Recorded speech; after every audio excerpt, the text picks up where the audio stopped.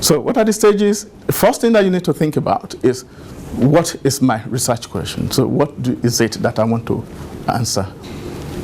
And then I always say to students, find a template in your field. I mean, it was interesting. The last PhD that I examined about 6 weeks ago was not very traditional, in the sense that the way the candidate presented his thesis was that in different different study was, or each chapter was made up of different study.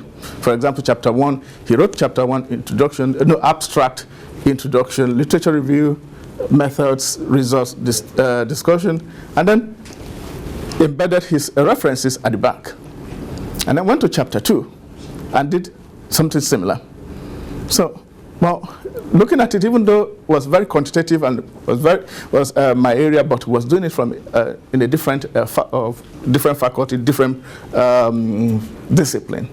So I had to go and speak to one of our professors and say, yeah, that's fine. I mean, there's no one way of doing this, in as much as it meets the requirement. I said, no, there's no doubt it meets the requirement. I'm just looking at the presentation. So what I'm trying to say is that each discipline will have different, or may have different way of presenting things.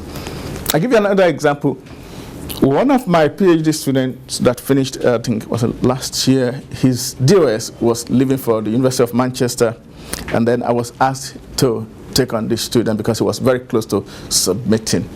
And happened to be psychology by background, and I'm a physiotherapist. So, and then I was looking at the way he was writing was very different from the way we would normally write as healthcare, somebody from healthcare discipline. But what he was writing wasn't wrong. So was appropriate for his own discipline. What I'm trying to say is that if you are going to look at my thesis in terms of the way I've structured it or the way I've written it, and you are working in science and engineering, you might be missing the point. So what is important is look for a template in your field. Everybody happy with that? Yeah. So then search the different databases, or search for your literature. So if it's manual searching that you want to do, then after you have looked for a template, do your search or searches. Then read and group your materials. So once you have gotten your articles or your materials, then you need to read. And once you have read, then you need to group them. I think somebody talked about themes before. So, and that was one of the advantages of doing your literature review. So group them together. Say, if you are looking at I think you said maternal and child. Yeah. So one, maybe a group might be on HIV, another group might be on mothers or maternal health, another group might be on child. So that helps you, when you are trying to bring your arguments together, then that helps you to organize your literature or your literature review. Then once you have grouped them together, then you need to evaluate the materials or the findings. I'm using materials here and findings because some might be policy documents that may not necessarily have findings, but they are key drivers in relation to your research, or they might be published articles.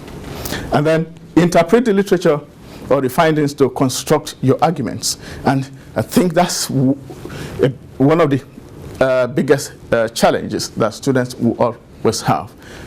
So constructing an argument is very, very important, because what your, if you look at what your thesis is all about, it's about your argument, really. So what is your argument? So what is your thesis? So it's very important for you to construct argument based on what you have found or what your analysis has shown you.